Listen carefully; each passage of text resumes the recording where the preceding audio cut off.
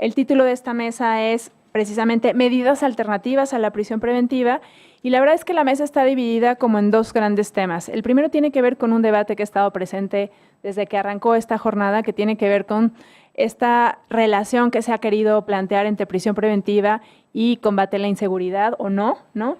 Y la invitación a la doctora Elena Saola es precisamente para que aborde el tema de la inaplicación de la prisión preventiva como vía para disminuir la delincuencia, contrario al argumento que está en medios y que está en otros ámbitos que plantean que en tanto se limite, habrá mayor delincuencia, ¿no? Y posteriormente Sofía nos va digamos, la participación de Sofía está dirigida a abordar medidas concretas o acciones concretas para reducir la prisión preventiva. Antes de cederles el uso de la palabra, voy a presentar en primer lugar a la doctora Elena Saola. Quiero primero agradecerles muchísimo a ambas que estén aquí. Es un honor tenerlas en la jornada y en esta mesa. Y bueno, paso a presentar muy rápido a la doctora Elena Saola. Ella es doctora en antropología y desde hace más de 30 años es profesora investigadora del Centro de Investigaciones y Estudios Superiores en Antropología Social, el CIESAS. Ha hecho estancias de investigación en la Universidad de Columbia, en Nueva York, y en la Universidad Nacional de Australia, en Canberra. Ha impartido cursos, entre otras, en la Universidad Libre de Berlín, en la Groningen de Holanda y en la Autónoma de Barcelona. Ha desarrollado numerosos estudios sobre criminalidad y violencia en México, así como sobre la participación de las mujeres y los jóvenes en las conductas delictivas. También ha realizado estudios sobre las políticas de seguridad, las instituciones carcelarias y de policía. Participó en la coordinación del Informe Nacional sobre la Violencia para la Secretaría de Salud y el PNUD. Ha publicado más de 180 trabajos, tanto en México como en otros 15 países. Es miembro del Sistema Nacional de Investigadores, nivel 3, y fue integrante del Consejo de la Comisión de Derechos Humanos del Distrito Federal de 2001 a 2009. Sus investigaciones han obtenido diversos premios y reconocimientos tanto en México como en otros países. Sus líneas de investigación son criminalidad, violencia, instituciones de seguridad y de justicia. La verdad es que cuando uno piensa en situación en prisiones desde una perspectiva más sociológica, es un referente obligado a la doctora Elena Saola. Así que, de verdad, un agradecimiento por estar aquí. Bienvenida. Al contrario, muy buenas tardes. Es para mí un gusto y un honor tener la oportunidad de estar esta tarde aquí con ustedes. Agradezco mucho a los organizadores de este encuentro, que además nos den a todos nosotros la oportunidad de intercambiar sobre estos temas que son absolutamente relevantes en muchos sentidos, pero no solo relevantes en relación a la situación que ya muy bien han descrito quienes antecedieron de cuál es la situación tan lamentable en que se encuentran nuestras prisiones, pero también hay una de las cosas que no con tanta frecuencia se ve y se hace visible y sobre todo que nuestros políticos tengan en mente de la relevancia que tiene verdaderamente, mejorar, solucionar, entrar de lleno a la problemática de las presentes para el tema de la seguridad de nuestro país. Esta conexión pocas veces se establece. En pocas palabras, si no tenemos unas instituciones penitenciarias que funcionen dentro del ámbito del derecho y de la legalidad, de los derechos humanos, de la compasión humana, de la racionalidad. Vaya, a todos nos interesa qué es lo que ocurre en las prisiones, que las personas que se hallan allí internas verdaderamente tengan lo mejor, porque nos conviene a todos, ya si lo queremos nada más pensar así, si creemos poco en los derechos humanos, conviene a toda la sociedad y conviene a la seguridad del país. Antes de iniciar mi presentación, no quiero dejar de señalar que agradezco profundamente al doctor Sergio García Ramírez, quien hace muchos años ya, muchísimos, me introdujo en estos temas y nunca se me olvidará la frase que dijo porque fue absolutamente cierta. Dijo nada más que tienes que estar consciente de que aquel que es inoculado por el virus penitenciario es como una enfermedad incurable. Pues tal cual, así fue, así es, y yo se lo agradezco infinitamente porque ni mi vida personal ni mi vida profesional habría sido lo mismo sin haber tenido esta maravillosa oportunidad que he tenido de trabajar cerca de las prisiones. Lo mismo quiero agradecer a Miguel Sarre, con quien colaboré en la Comisión Nacional de Derechos Humanos, y a quien también le agradezco muchísimo por haberme inoculado el virus de los derechos humanos. Y pues ahí hemos dado también muchas batallas juntos. Y después voy a hablar de James, que se nos escapó, pero voy a esperar que él esté presente para recibir todas las acusaciones que merece. Pero bueno, en fin, esa era la introducción. Y decir que, bueno, el título que me pusieron para esta presentación, que dice inaplicación de la prisión preventiva como vía para disminuir la delincuencia, tengo que confesar que incluso cuando lo leí dije, ¿what? No entendí ni de qué iba la cuestión. Ya después, un poquito pensándolo un poquito más, pues un poquito traté de entender, pero creo que mi confusión un poquito se debe, y creo que, bueno, a la lectura del currículum, lo que hay que destacar es que soy antropóloga y soy psicoanalista, de manera que esas son las herramientas con las que yo me aproximo al entrar a las prisiones, es las herramientas de las ciencias sociales. De manera que sí, ciertamente incurriré en muchos errores jurídicos y terminologías legales y todas las demás, porque no es el campo de mi especialidad. Yo entro desde otra mirada, desde otro campo. Entonces, en ese sentido, rescato la distinción que hace un rato hizo de manera muy apropiada James, cuando dijo, bueno, hay que distinguir entre lo empírico y lo jurídico. Y yo ciertamente me sitúo en el campo de la investigación empírica.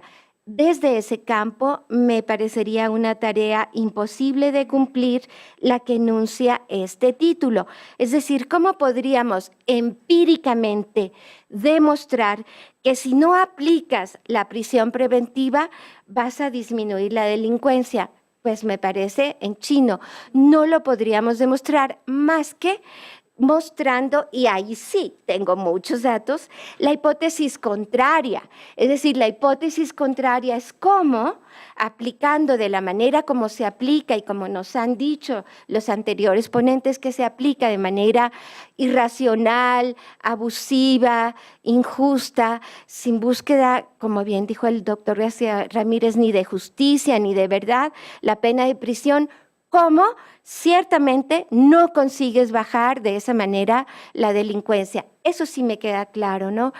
Y bueno, un poquito lo que voy a tratar, simplemente a lo mejor para abonar en el diálogo y la discusión que se ha iniciado, un poquito lo que voy a tratar de hacer es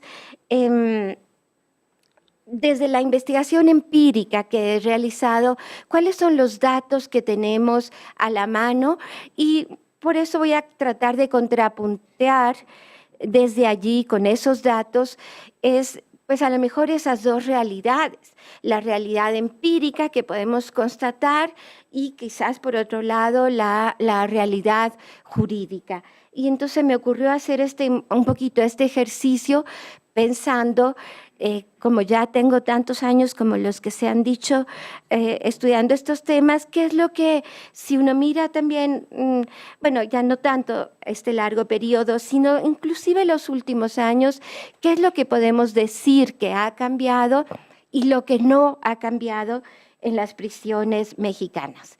Y esto es así, lo que va en una columna es lo que cambia y lo que no cambia, ¿no? Entonces, fíjense, de esto no se ha hablado mucho. La verdad es que la población penitenciaria se ha reducido entre 2014 y 2017, solo estos 4 años, 19%, casi una quinta parte, ha habido una reducción de la población penitenciaria total. El pico máximo fue en 2014 con 256,000. Hoy en día, al mes de julio de 2017, ahí hay un error grave, Dios mío. ¿Por qué lo dejé? No sé, pero es 2 209,000, no 219,000, porque si no, no les van a dar las cuentas. Aquí me equivoqué, no sé por qué, es 209,000, es la población penitenciaria al mes de junio. Sin embargo, fíjense ustedes el contraste. Ante este 19% de disminución de la población penitenciaria, sin embargo, solo la población que está en prisión preventiva solo ha disminuido en 2%. Fíjense ustedes este contraste, no ha bajado en la misma proporción. Había 40%. Y hoy día, según las estadísticas oficiales, hay 38%. O sea que cambian unas cosas, pero otras cosas no cambian. Después, la población, esta otra vez, penitenciaria se redujo 19%, pero México sigue ocupando el 6º lugar por su población penitenciaria en el mundo. Solamente después de, por supuesto, primero va Estados Unidos, después va China, después va Rusia, después va la India, después va Brasil. Irán y México ahí se la llevan peleando este 6º lugar. Irán y México, que sí, son países de una dimensión semejante. Pero aquí tenemos que tener muy presente, a ver, ¿cómo es posible que México ocupe el 6º lugar después de monstruos de población que son China, que es la India, ¿verdad? No hay punto de comparación. Y sin embargo, México, ¿qué es lo que aquí nos queda claro? Que a México le encanta aplicar la pena de prisión, le encanta. Porque ¿cómo es que se compara con eso? Vaya, que a fin de cuentas yo sí me lo pienso. También otra hipótesis difícil de demostrar, pero no me quedan muchas en las manos, que sí, hay muchas decisiones políticas de por medio. Decisiones políticas, porque esta caída en la población penitenciaria, sí, es cierto, puede deberse a los nuevos cambios legislativos que a lo mejor utilizan el recurso de la prisión de diferente manera, pero también tiene que ver ciertamente con la incompetencia de las procuradurías para investigar apropiadamente los delitos. Ya se dijo antes, si realmente hubiera una correspondencia entre los índices delictivos y la población penitenciaria, México tendría muchísimo más, ahora sí que curiosamente, población penitenciaria. Pero yo creo que otra cosa que aquí se mueve, aunque no es del todo visible o explícita, son las decisiones políticas. ¿Qué más cambia y no cambia?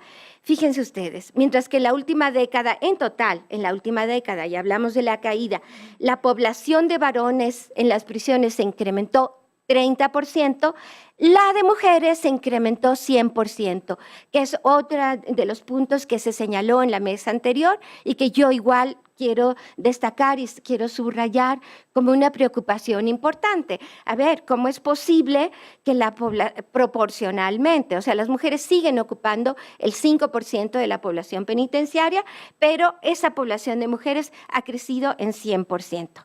Luego, tendríamos que decir también que entró en vigor el nuevo sistema de justicia penal y se aprobó la Ley Nacional de Ejecución Penal.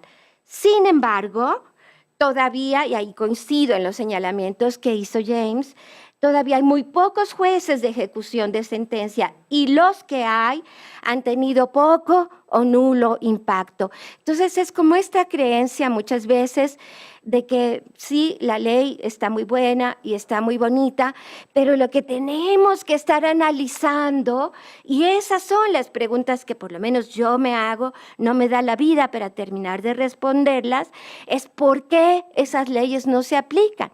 Bonitas las leyes en este y en otros campos, pero la realidad lleva una dinámica distinta a la dinámica de las leyes y son esas dinámicas, son esas prácticas, son esas inercias burocráticas las que tenemos que estar desmenuzando, analizando y buscando soluciones que no necesariamente están en las leyes. Es cierto, es muy importante, mis amigos abogados me dicen siempre, contar con un marco jurídico. ¡Wow!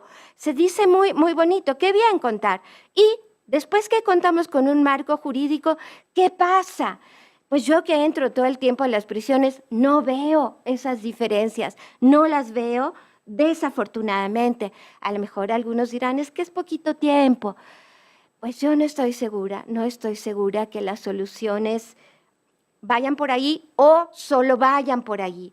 Van por allí a lo mejor y deben ir por muchos otros lados para hacer que las cosas caminen de una manera distinta. Por poner un ejemplo, que es el tipo de análisis que yo hago de manera recurrente, la verdad es que contamos, o sea, ¿qué haría falta para que realmente pudiéramos modificar la realidad de las prisiones? Pues una política criminológica, y digo criminológica porque criminal ya la tenemos. Política criminal es criminal lo que se hace y promueve la criminalidad de muchas maneras, pero una política criminológica que incorporara las prisiones, que realmente fuera capaz de tener una visión que nos dijera por dónde ir, ¿no? Entonces, yo creo que esa política criminológica sí debe incluir las leyes, pero esa política criminal a la que me refería, ¿qué es lo que nos ha hecho ver en el discurso oficial de los últimos años? Para hablar del sexenio pasado y de este que calladito ha seguido incorporando, ha seguido la misma política. Ya no está todos los días como aquel presidente bombardeándonos contra el crimen organizado y el crimen organizado. Era su único discurso, no tenía otro. Pero ¿qué es lo que ese discurso ha propiciado? Ha colocado a los delincuentes como enemigos del país, enemigos a los que no importa aniquilar, no que se les debe aplicar la ley. Ahí están las leyes muy bonitas, insisto, pero todo el discurso oficial, lo que nos dijo, sobre todo en aquel sexenio, es que bueno, un delincuente menos, ¿verdad? Habría que matarlos. Entonces, todo ese discurso impacta en la sociedad entera. Y si uno sale a la calle y le pregunta a la gente qué debe hacerse en las cárceles, por mí que los maten. ¿Por qué? Porque esa es la política criminal que hemos tenido y que esa es la que abunda y esa es la que tiene un impacto mayor, la que nos ha hecho pensar y sentir que el delincuente es un enemigo de la sociedad al que vale la pena erradicar, no someter y tratar con las leyes, ¿no? Bueno, eso es un poquito. Después, la sobrepoblación, otra vez para decir el tema de la sobrepoblación, pero bueno, es uno de los temas que siempre ha preocupado, se redujo del 28% que había, y se decía que había en 2014, a solo el 6% en 2017. Dios mío, y ese gran logro supuesto significó una mejora radical de la situación de las personas que viven en prisión. No, pues por decir, esa sobrepoblación que a nivel nacional quedó anulada, sin embargo, sigue vigente en muchos lados. Y digo, no que crea yo que eso es lo sustantivo que hay que resolver. No estoy pensando en la sobrepoblación en sí, sino en las condiciones de vida que tienen esas personas en esos centros de reclusión. Son condiciones que no puedo calificar de otra manera más que infrahumana. Y todos los hemos escuchado, los que duermen colgados de la hamaca, de la reja, en cuclillas, etcétera, etcétera. Bueno, ahí están unos datos de sobrepoblación, pero también en prisiones específicas de Tepeac, del Estado de Puebla y del Estado de México, que esas prisiones en específico tienen desde 271% más población hasta 459. Insisto, nadie se preocupa por ver esos casos específicos y darles respuestas, darles soluciones a esas condiciones de vida que lo único que hacen, y eso es lo importante a considerar, es destruir a la persona humana, y destruyen a la persona humana y destruyen a su familia. Y de este modo destruyen a las comunidades y destruyen el tejido social de nuestra sociedad. Esta es la manera como se recicla y esta es la manera como tenemos que situarnos ante el tema de las prisiones. No estamos nada más peleando, perdón que lo diga, por si tienen juez de ejecución o no tienen juez de ejecución, sino por la manera como cómo esas condiciones impactan en la vida y cómo eso deteriora nuestros valores, nuestra convivencia y la seguridad del país entero. También, otra vez, se aprobó la Ley Nacional de Ejecución Penal, pero otra vez, ¿dónde está la mejora en la alimentación, la atención médica, el derecho al programa de actividades? Todavía no ocurre. Ojalá que la ley empuje, porque la ley contiene todo eso, sí, pero todavía no lo vemos materializado. Entonces, no basta la ley, no basta la ley. Tenemos que hacer cambios en muchos otros niveles para que eso verdaderamente se aplique y cambie. De la misma manera, tenemos tantos años en que existe la Comisión de Derechos Humanos nacional y las locales, y cuántos informes y cuántas recomendaciones de esas comisiones han hecho ver este desastre de las prisiones. ¿Y qué cambios se han hecho en consecuencia con esas recomendaciones? Es muy triste que nos hemos dado órganos que tienen esa tarea y que hacen su tarea muy bien por lo general. Algunas, otras no, otras son fatales y no hacen nada, ¿no? Pero digamos que en general tienen información valiosa, importante y están documentando la situación de esas prisiones. ¿Y qué pasa?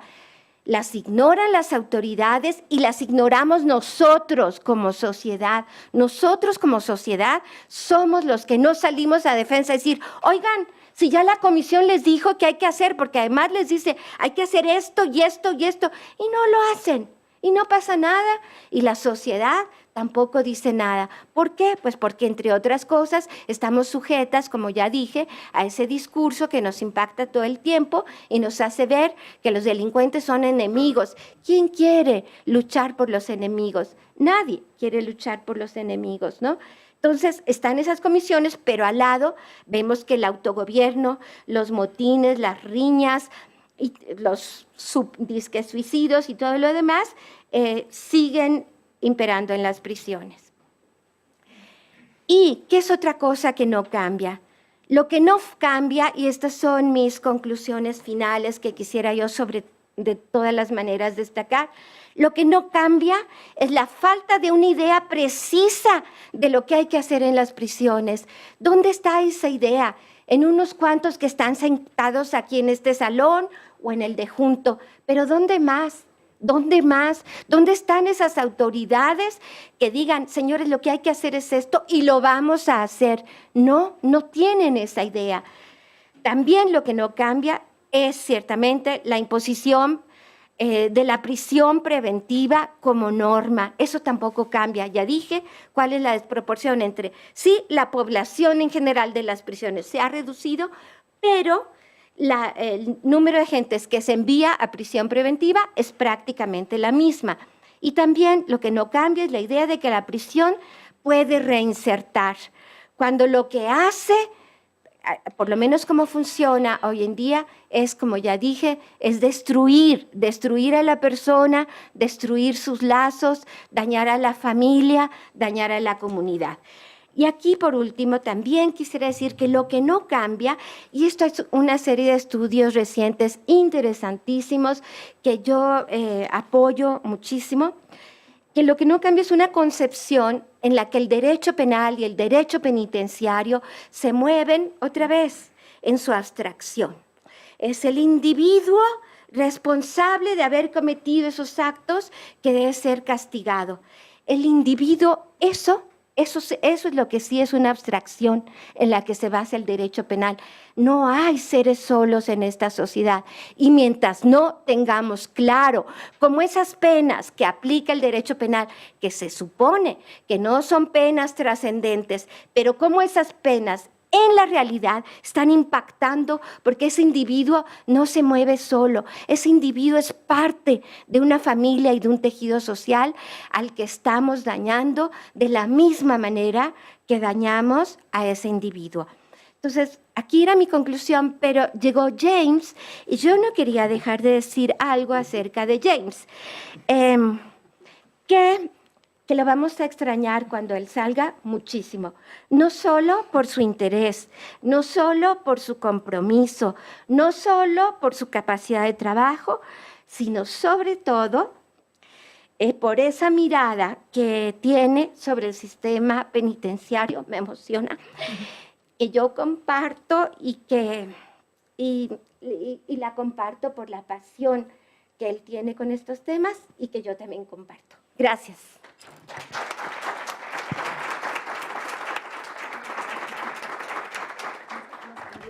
Le agradezco muchísimo a la doctora Elena Zavala su participación, en lo personal de entrada y en general, por colocar el rostro humano de la situación en prisiones. Normalmente estamos hablando del tema de prisión preventiva y lo hemos visto mucho desde el derecho, pero de pronto lo fundamental que son las condiciones de vida en las que se encuentran estas personas no las estamos viendo, y creo que la participación de Elena fue contundente en relación a no olvidemos lo principal que es esto y las condiciones en las que se encuentran y cómo eso no ha cambiado. No ha cambiado.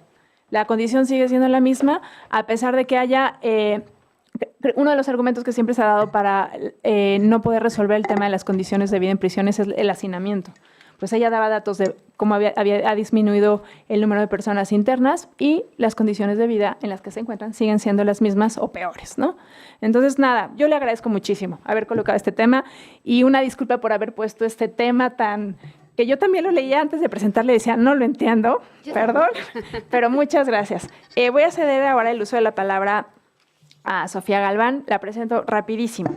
Sofía es especialista en Derechos Humanos de la Comisión Interamericana de Derechos Humanos, forma parte de la Relatoría sobre los Derechos de las Personas Privadas de la Libertad y hay que decirlo porque la he escuchado hablar de estos temas y es una experta. Es experta también en temas de discapacidad. Ella es mexicana, orgullosamente mexicana, es abogada de esta universidad y es maestra en Derecho Internacional de los Derechos Humanos por la Universidad de Notre Dame, con honores magna cum laude. Durante 4 años fue directora para México y Centroamérica de Disability Rights International. Sofía ha trabajado temas de derechos humanos y discapacidad desde diferentes ángulos, sociedad civil, gobierno, academia, comisiones de derechos humanos. Se desempeñó en la Corte Interamericana de Derechos Humanos como visitante profesional y en la comisión como becaria Rómulo Gallegos. Es profesora de Derecho en esta universidad, tiene diversas publicaciones, tanto a nivel nacional como internacional, ha dado conferencias en diversos países de América Latina y Europa, y lo cierto es que también es un especialista, y por eso está en esta mesa, en temas de prisión, de prisiones en general, y prisión preventiva, y como decía el comisionado Cavallaro, el informe que se presentó en la mañana es una muestra, sin lugar a dudas, del trabajo de Sofía en la relatoría. Muchas gracias por estar aquí. Bueno, pues antes que nada me gustaría agradecer muchísimo al observatorio, en especial a Malena por la invitación. Para mí es un honor estar aquí con todos ustedes, todas ustedes, compartir la mesa con Malena, con Elena, y también quisiera aprovechar el espacio para decir que para mí ha sido un honor y un gusto enorme poder trabajar de cerca con el relator sobre los derechos de las personas privadas de libertad, que es el comisionado James Cavallaro, y que gracias a él se tiene este producto del informe de prisión preventiva y también de la guía. Todos los contenidos de los mismos fueron siempre realizados bajo su dirección y lo más importante que pienso que es muy importante que tengamos presentes es que estos contenidos se obtienen de una documentación directa que se hizo a través de muchas actividades de la Comisión Interamericana en las que también se tuvo su dirección y su participación. Quisiera también reiterar que para mí es un orgullo y un honor estar aquí porque soy mexicana y soy orgullosamente UNAM, como dicen por ahí, soy Puma hasta la tumba, así que es un placer estar aquí el día de hoy y bueno, pues voy a hablar justamente de las medidas alternativas, que es una de las principales recomendaciones que hace la Comisión Interamericana en este informe para poder reducir el uso de una medida que va totalmente en contra de los estándares internacionales en la materia. En este sentido, la estructura de mi presentación es la siguiente: consideraciones generales, ventajas, estándares y tipos de medidas alternativas. Como lo dije, una de las principales recomendaciones de la CIDH, no tan solo en el informe de 2017, sino también en 2013, pues fue que los estados deberían de promocionar, regular y aplicar las medidas alternativas. En este informe la CIDH ha tenido la oportunidad de establecer cuáles son los distintos tipos de medidas alternativas. Son muy variadas, ustedes lo podrán leer, pero bueno, destacan promesa de sometimiento al procedimiento y de no obstaculizar la investigación, sometimiento a una institución o persona determinada, fianza, vigilancia electrónica, arresto domiciliario, detención de los documentos de viaje. Aquí tenemos varios tipos. Precisamente para que se garantice una efectiva aplicación, resulta muy importante, y así lo ha establecido no tan solo la CIDH, sino también organismos de Naciones Unidas a través, por ejemplo, de las reglas de Tokio, es necesario que se tenga una amplia variedad de estas medidas porque su aplicación va a depender de cuál es la particularidad del caso en concreto. En particular, en el caso de México, el artículo 155 del Código Nacional de Procedimientos Penales contempla una amplia variedad de medidas, y aquí se las pongo brevemente, que estamos presentación periódica ante una autoridad judicial, fianza, embargo de bienes, sometimiento a cuidado o vigilancia, prohibición de acercamiento a cierto lugar o a ciertas personas, separación inmediata del domicilio, suspensión temporal del ejercicio de la actividad laboral, los mecanismos electrónicos y el arresto domiciliario. Como lo comentaba el comisionado Cavallaro en su primera presentación, pues hay varias ventajas de la aplicación de este tipo de medidas. Entre estas ventajas, pues destaca que evita la desintegración y la estigmatización. Me parece que este punto es bastante obvio, sobre todo considerando las presentaciones de todos los ponentes que han hablado cómo afecta, y precisamente la última de Elena, de cómo afecta el encarcelamiento en la vida de las personas. También hay estudios que demuestran que se disminuye la reincidencia a través de la aplicación de las mismas. Hay un uso más eficiente de los recursos públicos. En pocas palabras, le sale más barato a los estados tener a las personas afuera mientras está el proceso de investigación a tenerlas encarceladas. Y además, la CIDH y también Naciones Unidas ha establecido que existe una desventaja procesal respecto de aquellas personas que están teniendo su proceso en libertad. Les voy a hablar de los 3 estándares más importantes que se recogen en el informe de prisión preventiva de 2017, y estos se refieren a la determinación de las medidas, la supervisión de la implementación y qué pasa cuando se incumplen las medidas impuestas en el marco de las mismas. Sobre la determinación, me parece que es muy importante pues destacar que la autoridad judicial necesita aplicarlas de conformidad con la finalidad y la eficacia, tomando en cuenta el caso en específico. También su decisión se debe de basar en los principios de aplicación de la prisión preventiva, sobre los cuales ya también habló el comisionado Cavallaro, que es legalidad, necesidad y proporcionalidad. Y en consecuencia, también se tiene que tomar en cuenta un fin procesal, ya sea el de aplicarlas cuando se deba de evitar un peligro de fuga o de obstaculizar la investigación penal. También se debe de aplicar la medida que sea menos gravosa. Y sobre este punto, pues me gustaría comentarles que, por ejemplo, en el caso de Argentina, cuando hicimos la visita a Argentina en septiembre de 2016, organizaciones de la sociedad civil nos hablaban de cómo estaba afectando la aplicación de arresto domiciliario a las mujeres. En muchos casos, las mujeres eran las únicas que eran responsables del hogar, y el aplicarles un arresto domiciliario estaba impidiendo que pudieran trabajar y pudieran tener dinero para poder sustentar los gastos, no tan solo de ellas, sino también de las personas que dependían de las mismas, ya sean niños, niñas, adolescentes o personas en situación especial de riesgo, como personas mayores o personas con discapacidad. Entonces, en este caso, pues nos parece muy importante resaltar que se tiene que buscar la medida menos gravosa. En el caso de aquellas mujeres que tienen esta circunstancia de vida, tal vez en lugar de aplicar un arresto domiciliario, pues se puede poner un mecanismo electrónico. Entonces, de esta manera se tiene una medida alternativa, pero no es tan grave como otra que le afecta a su situación particular. También estas medidas se tienen que aplicar de manera inmediata, sin dilación, porque tampoco tiene mucho sentido que se apliquen 2 años después de que la persona ya está en prisión preventiva y ya va a tener todas las consecuencias y las afectaciones de haber estado en prisión. Y también un poco en lo que estaba comentando el comisionado Cavallaro sobre la situación específica de las mujeres cuando están a cargo de niños, niñas, personas con discapacidad o personas mayores. Es muy importante que la autoridad judicial establezca y considere protecciones especiales, tanto desde la perspectiva de género, la situación particular de estas mujeres, también el interés superior del niño, y también afectaciones a personas que pertenecen a grupos en situación especial de riesgo, como se los comentaba, personas con discapacidad o personas mayores.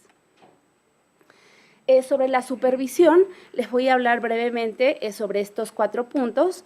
En primer lugar, y las obligaciones principales que se tienen que llevar a cabo para poder supervisar de una manera efectiva son las siguientes: es generar estadísticas y producir información confiable y sistemática que permita realmente observar cuáles han sido los resultados que se han obtenido. Se tienen que realizar observaciones periódicas, de nada vale que se haga cada 5 años o cada 10 años, y estas evaluaciones tienen que analizar cuáles son los objetivos de estas medidas, si se están cumpliendo o no, cómo están funcionando y si son o no eficaces. También se tiene que promover toda esta supervisión, otra vez teniendo en cuenta una perspectiva de género y un enfoque diferenciado de personas que pertenecen a situaciones especiales en riesgo. Una cuestión que la CIDH está recalcando muchísimo en el informe y también en la guía de la prisión preventiva es el involucramiento de la sociedad civil. En este sentido, el Estado tiene una obligación no nada más de generar una buena coordinación entre las diferentes instituciones del sistema de justicia. También necesita hacer todo lo posible y tomar todas las medidas necesarias para que haya un involucramiento de estas autoridades con la sociedad civil. Este involucramiento es esencial para los siguientes fines: para garantizar una plena integración comunitaria, para que haya una estructura de seguimiento más sólida. Y aquí, en estos 2 puntos, me gustaría invitarles a que pudieran consultar el informe en el aspecto que habla sobre el involucramiento de la sociedad civil. Se analiza qué es lo que ha pasado en Costa Rica, en donde se ha involucrado a la sociedad civil y han tenido resultados muy efectivos.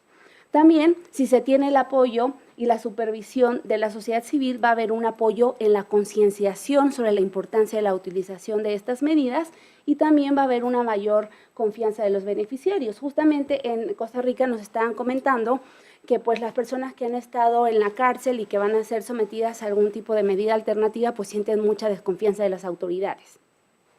Entonces, el hecho de que haya un acompañamiento de la sociedad civil, pues también va a permitir que haya una mayor legitimidad para la implementación de las mismas alternativas, y no nada más por la sociedad civil en general, sino sobre todo por las personas que son las mismas partícipes de estos procesos. Y en este sentido, me gustaría comentar que la CIDH llama por primera vez en este informe a que en todas las medidas y en todas las políticas públicas que se adopten en este sentido, no nada más se integra a la sociedad civil y a las autoridades, sino que también se busque integrar la opinión de aquellas personas que están encarceladas y también aquellas personas que están excarceladas. En México, específicamente el artículo 177 del Código Nacional, establece cuáles son las principales obligaciones de la autoridad encargada de la evaluación y de la supervisión de estas medidas alternativas, y básicamente consisten en tener una base, un sistema de base confiable que permita darle información a otras autoridades que requieran información puntual para poder dar un mejor seguimiento al cumplimiento de las medidas alternativas. Esta autoridad ha sido implementada en la práctica por las llamadas UMECA.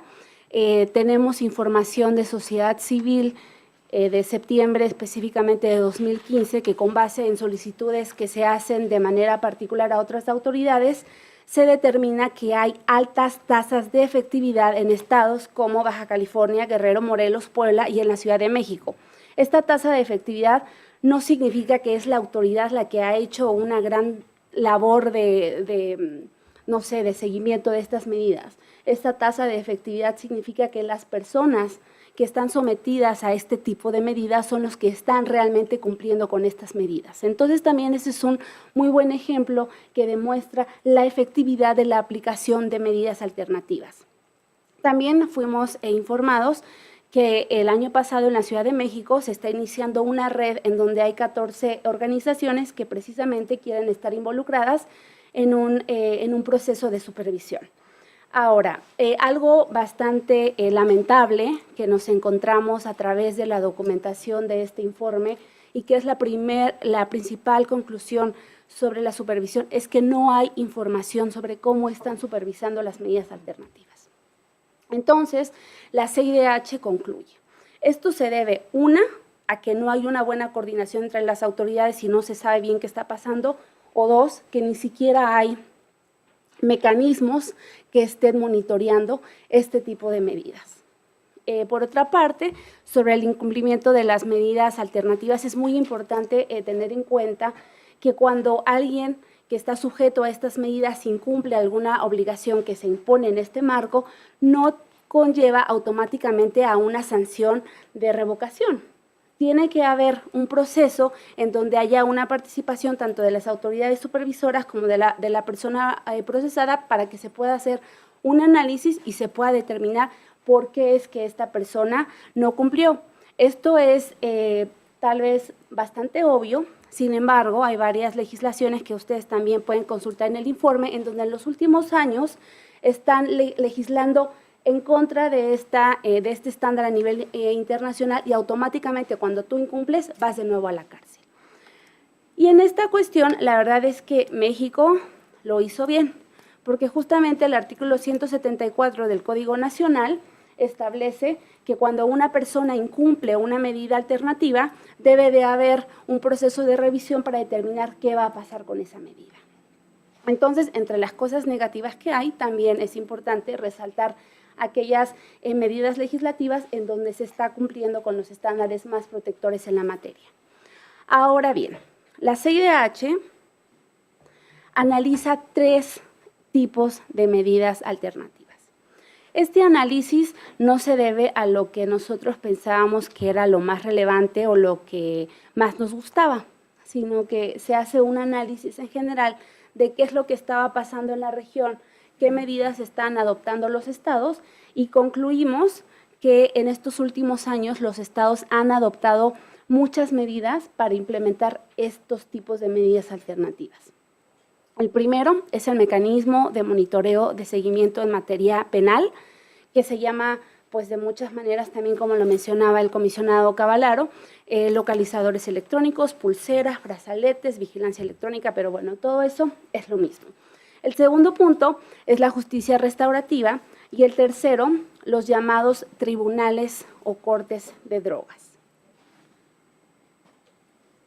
Y aquí les dejo una fotito para que vean cómo son esos mecanismos electrónicos. También encontramos muchos pulseras o brazaletes y así es como visualmente se pueden entender. Entonces es algo que ha sido pues implementado en los últimos años y al parecer ha tenido importantes ventajas. El objeto de estos mecanismos pues es básicamente determinar el tránsito de las personas procesadas dentro de un radio de acción y desplazamiento que tiene como un punto de referencia pues determinado espacio. Los principales desafíos son que hay una aplicación limitada y sobre esto también habló el comisionado Cavallaro. Es bastante interesante ver cómo se están incorporando estos mecanismos, pero se están aplicando más a personas condenadas que a personas procesadas, cuando en lo personal me parece que es más importante darle salida a las personas procesadas de las que ni siquiera se tiene seguridad o certeza de que han cometido un delito. Sin embargo, por ejemplo, en Brasil el 86% de personas que están utilizando este tipo de mecanismos tienen ya una condena y el resto en prisión preventiva, y en el caso de Perú el 3%, únicamente el 3% de las personas con mecanismos electrónicos son personas procesadas. Entonces esta es una de las principales preocupaciones que señala la CIDH en su informe. En segundo lugar, se tienen retrasos en la implementación. los estados señalan que es porque es un poco costoso y complicado diseñar todo este proceso, toda estructura de operación para poder iniciar con los procedimientos o la aplicación de estos mecanismos. La principal preocupación de la CIDH sobre los mecanismos electrónicos son aquellos obstáculos que pueden representar para aquellas personas que están en situación de pobreza o que no tienen condiciones económicas suficientes para poder pagar por su uso. En este sentido, pues quisiera comentarles que legislaciones como la peruana y como la guatemalteca establecen que las personas que son las usuarias de estos mecanismos son las que tienen que pagar la totalidad de su uso. Entonces, la sociedad civil, la Procuraduría de Derechos Humanos, la Defensoría del Pueblo de Perú han señalado que estos son pues evidentes obstáculos para que realmente puedan aplicarse a las personas. Ante este contexto, pues la CIDH establece que para determinar la aplicación de estos mecanismos, los jueces y las jueces deben de atender a una situación económica de la persona imputada. También deben de adoptar las medidas necesarias para asegurar que su aplicación se adecue a criterios de igualdad material y que no constituya una medida discriminatoria en contra de aquellas personas en situación de pobreza o aquellas personas que no cuenten con los recursos económicos suficientes. Básicamente estos son los estándares que también ha referido la CIDH en materia de fianza. Y aquí la CIDH establece de manera muy categórica: cuando no haya la capacidad de que una persona pague para tener el derecho a usar este tipo de mecanismos, se debe de utilizar otra medida alternativa o no se debe de cobrar por la utilización y se le tiene que aplicar esta medida. Por otra parte, la segunda medida alternativa sobre la que nosotros también estuvimos documentando es la de los procesos de justicia restaurativa. Y la conceptualización básica pues es esta, y básicamente es que a través de estos procesos la víctima, la persona acusada y otras personas afectadas por el delito participan de manera conjunta con la ayuda de un facilitador en la resolución de cuestiones derivadas de la comisión del delito. Y esto pues puede incluir la mediación o la conciliación. Las condiciones de aplicación se encuentran básicamente en los principios de Naciones Unidas sobre el tema de 1992 y la CIDH ha traído en este informe, y es que la primera, pues que haya pruebas suficientes para inculpar a la persona; la segunda, consentimiento libre e informado de ambas partes; la tercera, un acuerdo de ambas partes respecto de los hechos; cuarta, que haya representación legal; quinta, que haya servicios de traducción o interpretación; y la sexta es que no aplica a delitos, aplica a delitos menores y que no involucren violencia. Tenemos diversas ventajas de aplicación de los procesos de justicia restaurativa en materia penal. Hay una economía procesal muy importante, hay menores costos, y aquí hay un ejemplo muy claro de Costa Rica, en donde un proceso de justicia restaurativa cuesta aproximadamente $630. Un proceso ordinario penal cuesta $12,000. Entonces, realmente es una medida que ha traído varias ventajas y respecto de la cual la CIDH está llamando a los estados a que establezcan todas aquellas acciones necesarias para poder aplicarla. Bueno, estoy viendo el tiempo, así que voy a hacer un poquito más resumida. En la última medida, esta medida me parece que es la más controversial de todas. Es muy importante que ustedes, como actores relevantes en el tema, interesados en el tema, sociedad civil, académicos, académicas, pues puedan estar muy al tanto de lo que está pasando en la región para poder abrir bien los ojos y poder llamar la atención del gobierno en caso de que no se estén cumpliendo las cosas que se deben de cumplir. Y me estoy refiriendo a los tribunales o cortes de drogas. Los tribunales de drogas son aquellos modelos mediante los cuales las personas infractoras y dependientes, entre comillas dependientes, de drogas, pues son derivadas hacia otras instituciones para recibir tratamiento o rehabilitación, y se caracteriza porque es un proceso dirigido por autoridad judicial.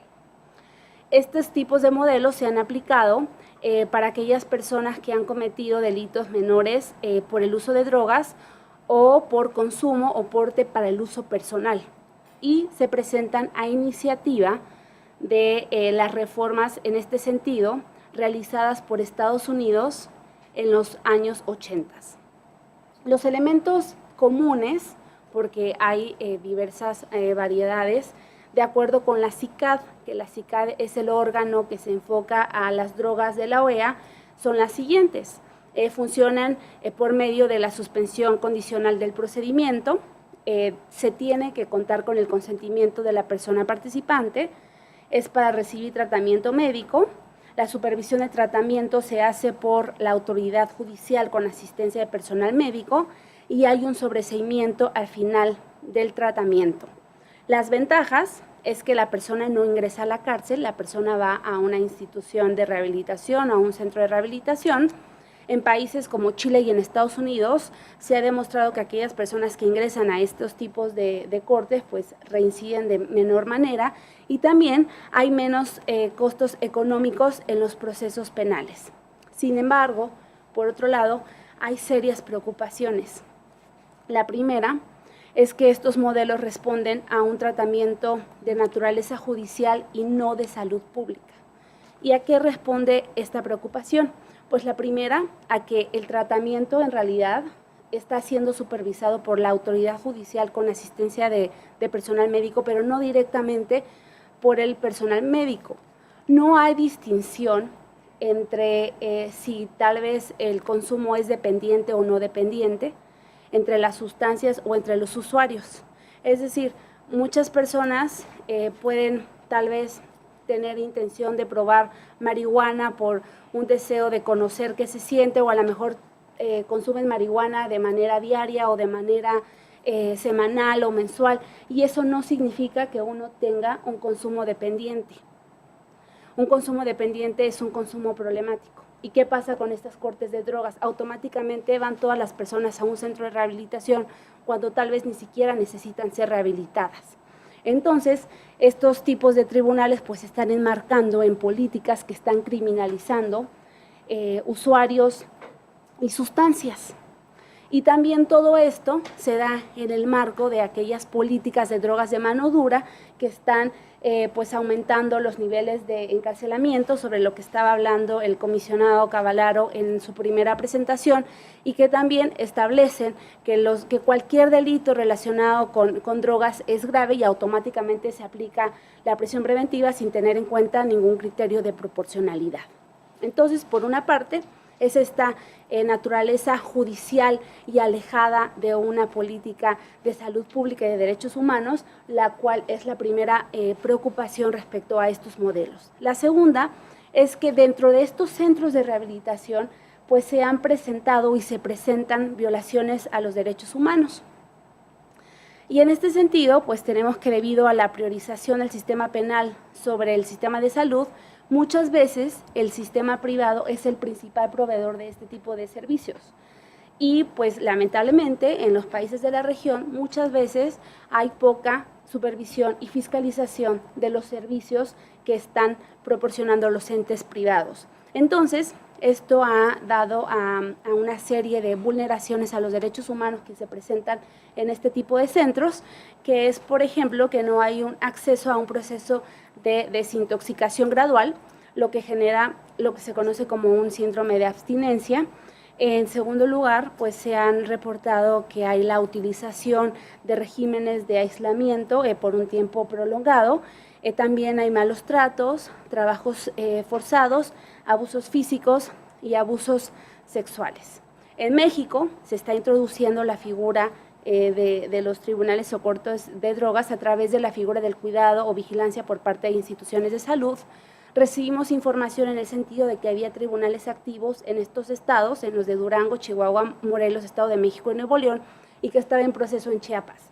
Considerando esta realidad mexicana y estas preocupaciones que se les he compartido de manera muy sucinta, pero que están bien desarrolladas en el informe, pues es muy importante que estemos abriendo los ojos para ver qué es lo que está pasando en relación con estos llamados tribunales de drogas. Y bueno, en este contexto, nada más reiterar lo que decía el comisionado Cavallaro, pensando en las políticas de drogas, cómo aumentan el encarcelamiento, cómo se está vulnerando el principio de proporcionalidad de la prisión preventiva, y también lo que está afectando en el marco de las cortes de drogas es que la CIDH por primera vez hace un llamado histórico a los estados para descriminalizar el consumo y porte para uso personal de las drogas. De este pronunciamiento nos sentimos pues muy contentos, considerando también que es la primera vez que algún órgano de la OEA lo hace, porque ni siquiera la CICAD, que se enfoca en drogas, ha tomado este paso. Así que bueno, por mi parte es todo. Muchísimas gracias.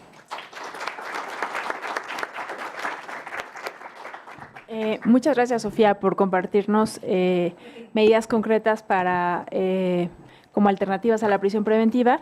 Y reitero lo que se comentaba en la primera vez, ahí es lo que aporta el informe que se presentó en relación a medidas concretas que faciliten a los estados la aplicación de estas medidas y que no haya como el debate de cómo atender el tema de prisión preventiva sin tener claridad, ¿no? Hay espacio para preguntas y respuestas, tenemos unos minutos, así que si alguno de ustedes tuviera alguna pregunta concreta para la doctora Saola, para Sofía, o algún comentario en relación a los temas que se han planteado en la mesa, les pedimos que por favor levanten su mano para poderlas tomar. Muchas gracias.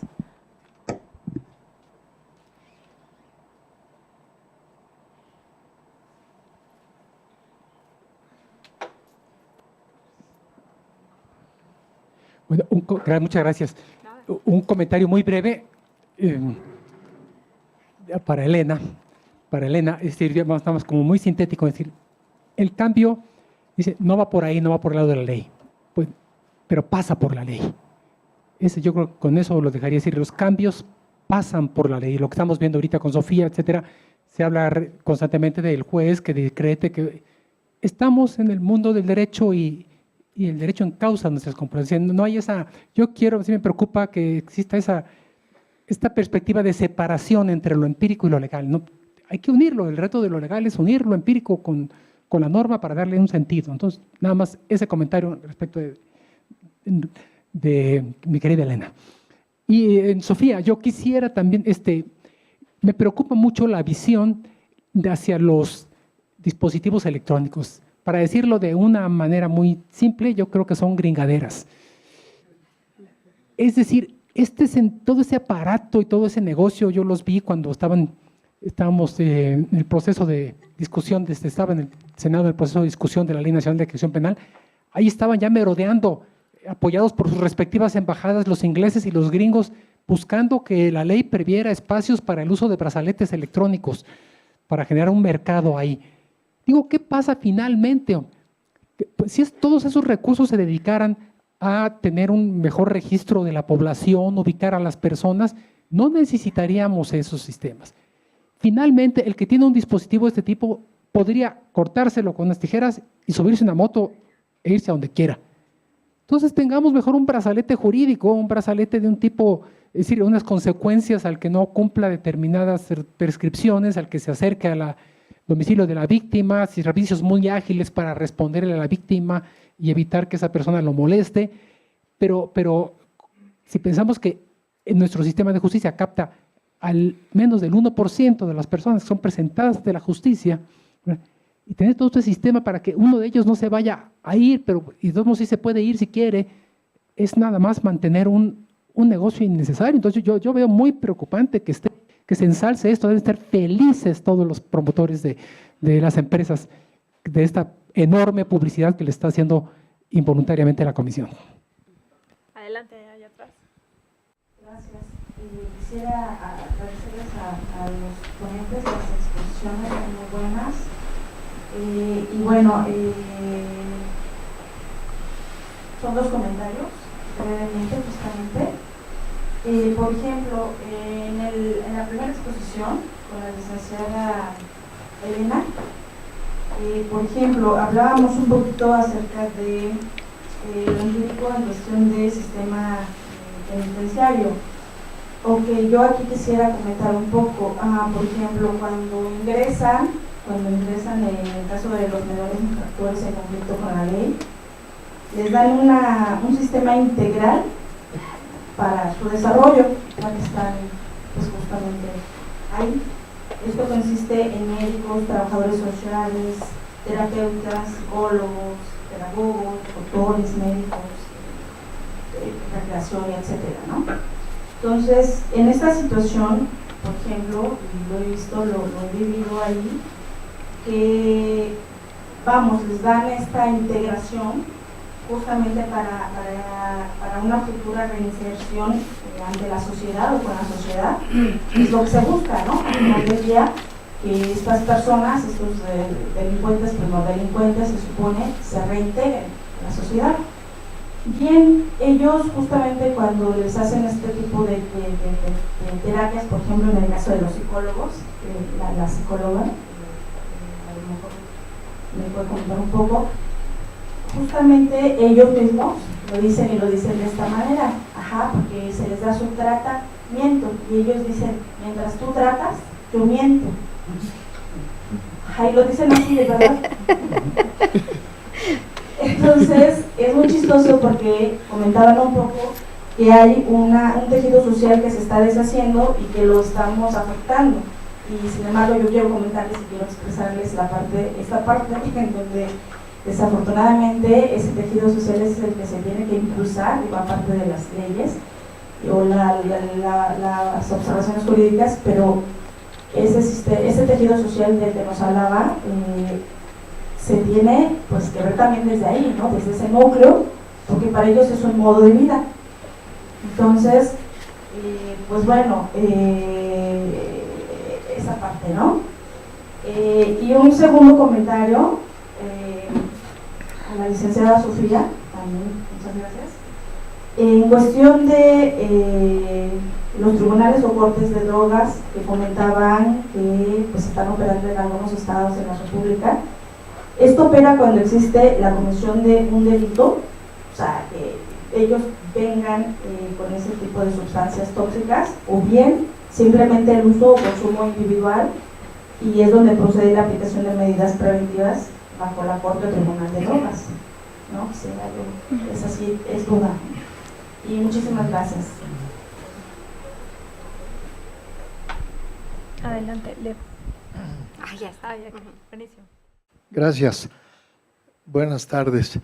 En primer lugar, me congratulo de estar presente en esta séptima jornada pública que con dolor observo está un poco desanimada de audiencia. No obstante, la estatura y la sapiencia de quienes han intervenido en esta ocasión. Parece ser que nuestra sociedad se esmera más en inscribirse en aquellos cursos en donde dan diplomas con letras doradas y que aunque les cuesten bastantes pesos. Eso por un lado.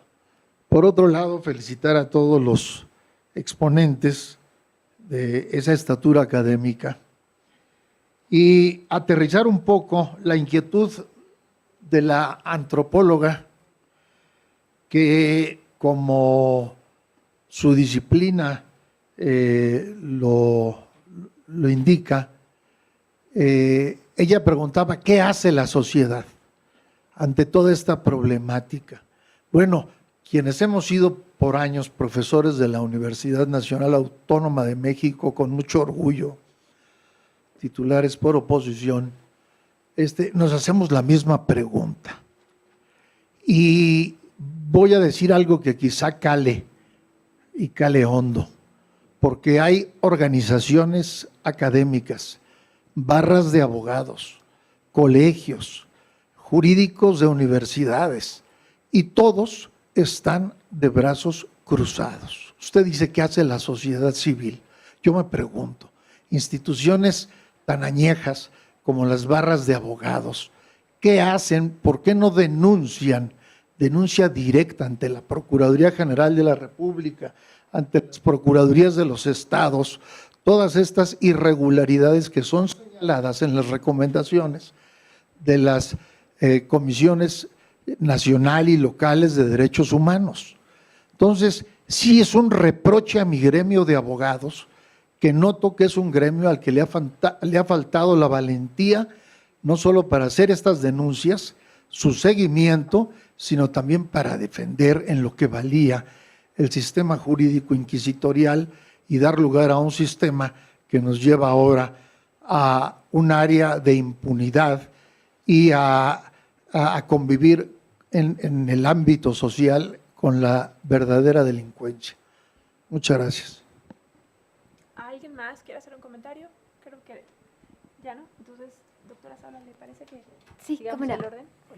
Sí, bueno, con respecto a mi amigo Miguel, no tenemos desacuerdos. Lo que pasa es que cada quien pelea en su cancha y respeto mucho la suya. Dice, los cambios pasan por la norma. Sí, pero no basta. Y me parece que en muchas ocasiones, en muchos abogados, sin señalar dónde, cuándo y quiénes, no lo sé, hacen sentir o trabajan como si la ley fuera el fin y no el medio. La ley como fetiche, y mi ocupación es señalarles cada vez que adentro de la cárcel y afuera y en la calle veo que las leyes no se aplican. O sea, cada quien pelea desde su cancha y las dos son válidas, no tienen por qué oponerse, no se pelean, pero cada quien pone su pasión donde le gusta ponerla, y a mí me gusta ponerla hablando con la gente, etcétera. No hay problema. O sea, la ley no basta, ese es mi único señalamiento. Importante sí, pero no suficiente. Con respecto a la compañera que habló de los adolescentes, cierto, acabo de terminar un estudio también sobre los adolescentes en conflicto con la ley, y para decirlo muy brevemente lo que usted expresa, sí, otra vez la ley dice de la integralidad y chucuchú.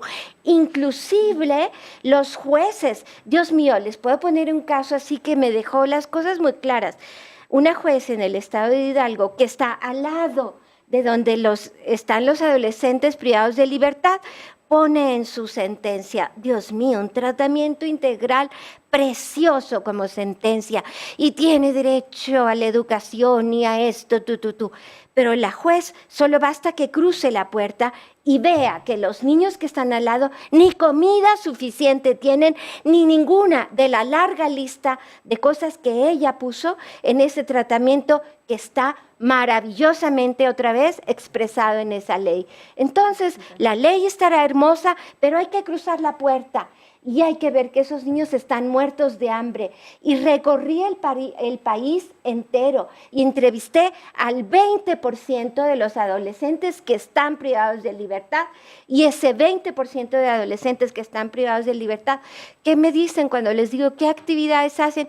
No, está bien, hacemos guarachitos, pulseritas, dibujamos, porque no hay dinero para un taller de electricidad, plomería, carpintería, para la escuela tampoco, no, escuela no hay.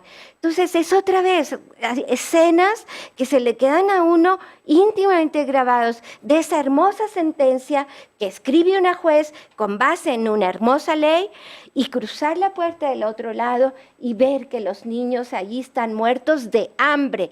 Y le pregunto, incluso a la directora que dirige esa institución, madre mía, me quise morir cuando le pregunté, a ver, en su opinión, usted como directora, los chicos que están aquí adentro, que son su responsabilidad, ¿van a salir mejor o peor que como entraron? No, mucho peor. Yo dije, pero no le dije, pero tenía ganas de decirle, carajos, ¿y qué hace usted aquí como directora si cree que los niños van a salir peor?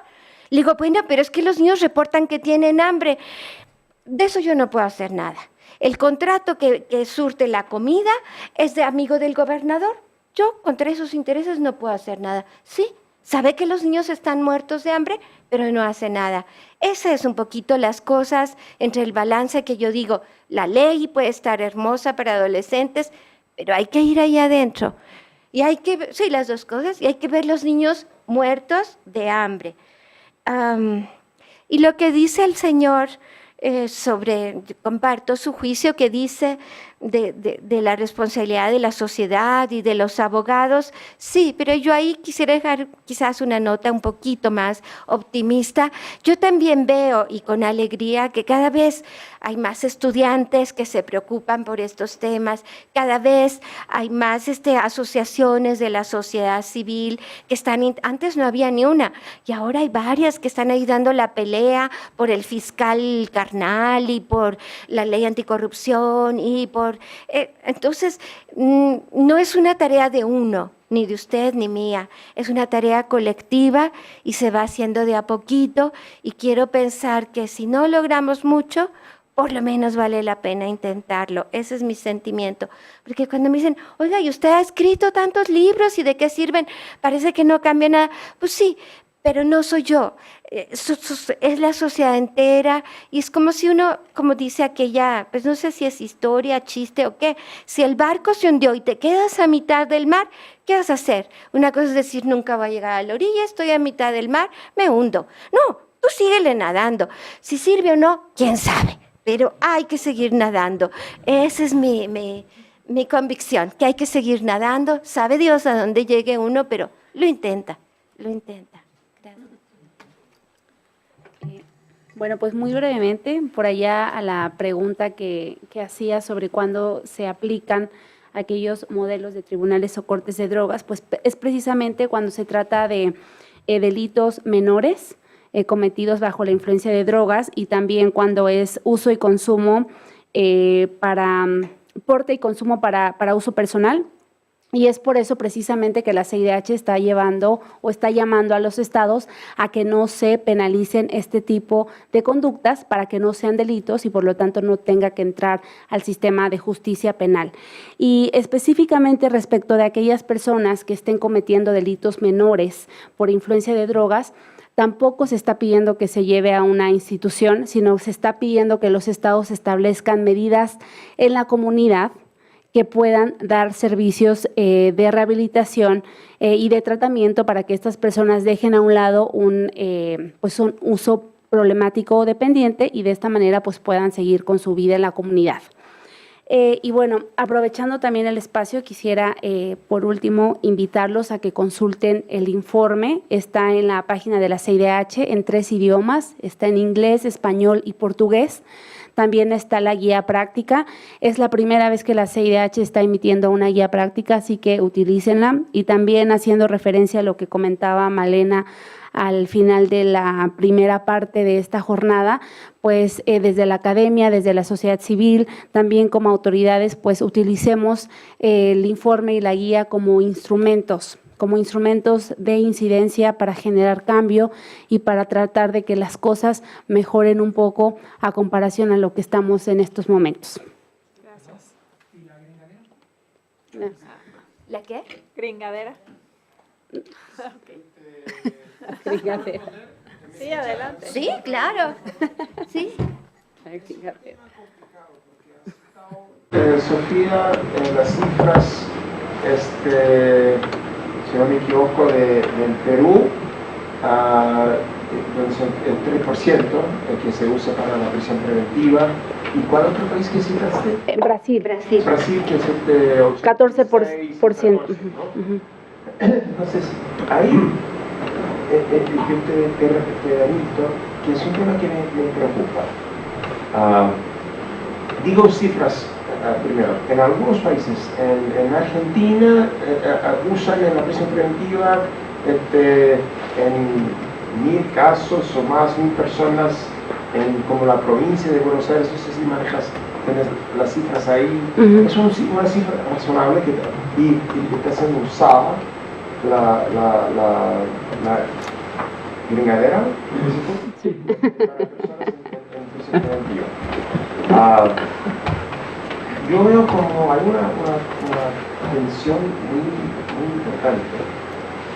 Por una parte, reconozco que teóricamente el control electrónico podría ser usado y debe ser usado para darle al juez una opción, una medida alternativa a la prisión preventiva. Y en algunos casos eso acontece. Sin embargo, hay una tendencia hacer uso para extender el castigo y el control de la persona condenada. O sea, eso es lo que pasa principalmente, hablando de la guerra, en Gringolandia. En los Estados Unidos, el uso más común es después, ya, has cumplido tu pena, saliste, ahí te ponemos ese control para saber dónde estás y para poder controlarte aún más. Entonces, ahí es una herramienta y es una cuestión, digo, empírica. Tiene cierta potencial de facilitar las medidas alternativas y la eliminación o reducción de la prisión preventiva, pero como herramienta puede ser usada para aumentar el castigo a la persona que ya cumplió su pena.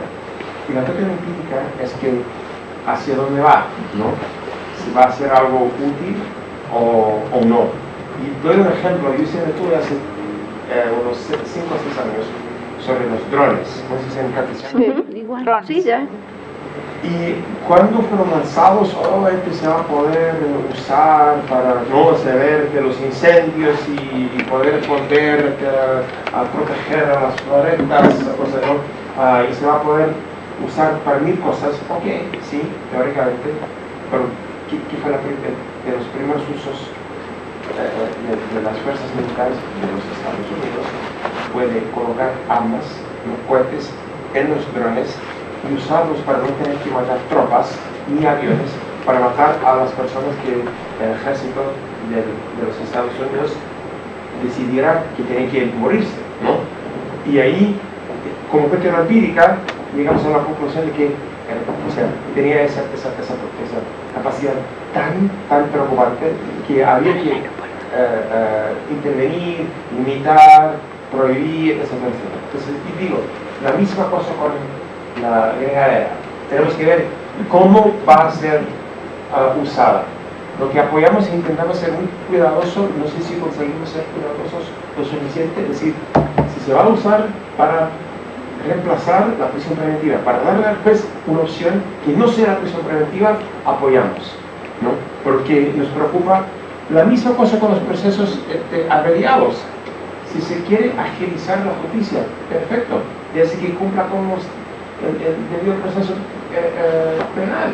Lo que pasa es que algunos estados han sacado ya, están quejándose de que demora mucho, entonces cárcel, condena, cárcel, ¿no?